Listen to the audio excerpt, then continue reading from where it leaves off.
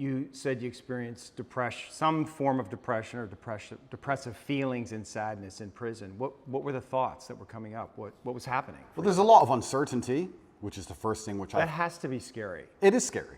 It's scary. And also because you're a man who's totally in control of your world, of your life, and that's almost like an imperative for you. Correct. And that gives you power. And all of a sudden you're thrust into a situation where you're essentially helpless. Well, you just nailed it. You completely nailed it, because I was exactly about to say it's the uncertainty that I struggle with the most, because in my life I'm in charge of everything. I know exactly how everything works, and I'm the boss, and I get to control absolutely everything. And this is the first time in a long time I'm in a scenario where I have no power whatsoever, no influence, basically. I don't know what's going to happen. Nobody else knows what's going to happen. And also in my world, I'm the hero, right? I'm the head of the clan. Not just my family, but of a lot of people. A lot of people rely on me. Lots of women rely on me, children rely on me, etc. So everyone comes to me every time there's a problem. So they continue to do that while I'm in a jail cell, expecting me to have some kind of answer. Right. And I'm like, well, I don't have an answer this time. Every other time I had an answer, but this time is a bit unique. How did that feel? You don't have the answers. You can't help. Yeah, I mean, it was frustrating. It's very frustrating, and it's the uncertainty that would bother me. I don't think I felt sad very often, but I certainly felt extremely frustrated. I would sit there and think, there has to be a way out of this room.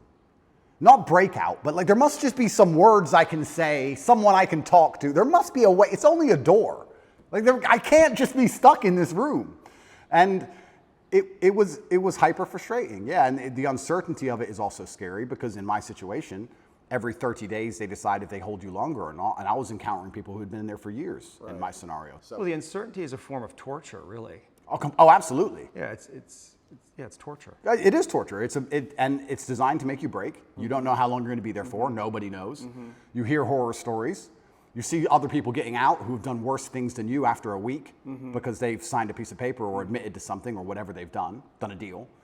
And you're sitting there, and yeah, it's hyper frustrating. And I think you have two choices as a man. Often when bad things happen, I feel like you can maybe get depressed and sad about it, but the other outlet's usually anger, or a form of anger. I felt like anger was more, in many cases, anger is more effective, I guess. It's more useful. You were angry in there? I wouldn't say I was angry, but if I started to feel negative, I could turn it into frustration or anger, which I could at least alleviate with 2,000 push-ups. Right. It's better than feeling sorry for myself. Right. I feel like if I had to choose one of the two outlets, deciding to use controlled anger was more beneficial than sitting around feeling sorry for myself. I don't ever believe in moping or feeling sad. So when I was at my worst, perhaps I was a little bit angry. But then again, I also think I do that in my normal life. If I'm honest, I don't think anger is a necessarily bad thing. I think that misdirected anger is a bad thing. I think if you get very angry about scenarios and you put it in the correct direction, you get unlimited motivation and you get a lot done.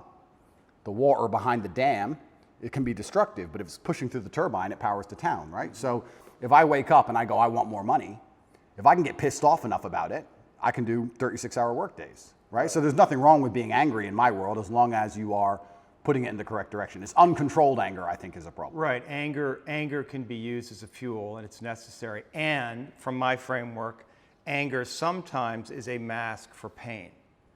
I'd agree with that. So did you experience pain in there? I know pain is a kind of an abstract word, but was it painful for you?